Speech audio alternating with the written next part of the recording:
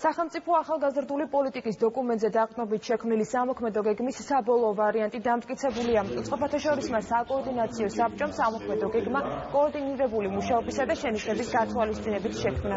2014-2020 წლების სტრატეგია ახალგაზრდული პოლიტიკის 4 მიმართულებას მოიცავს: მონაწილეობა, განათლება, დასაქმება, მობილობას, ჯანმრთელობას და სპეციალურ მხარდაჭერას, ასევე დაცვას. სამოქმედო გეგმაშია სულ 208 პროექტი. Დამტკიცებული იქნა სახელმწიფო ახალგაზრდული პოლიტიკის განხორციელების სამოქმედო გეგმა, რომლის ფარგლებშიც განხორციელდება 2020 წლამდე 208 პროექტი ახალგაზრდობის მიმართულებით. შემდგომი ნაბიჯი არის ის, რომ წარედგინება უკვე უახლოეს სხდომაზე საქართველოს მთავრობას განსახილველად. დღეს იყო ახალგაზრდული პოლიტიკის სამოქმედო გეგმის თაობაზე კომისიის სხდომა, სადაც ინფრასტრუქტურის სამინისტრო ასევე აქტიურად არის ჩართული.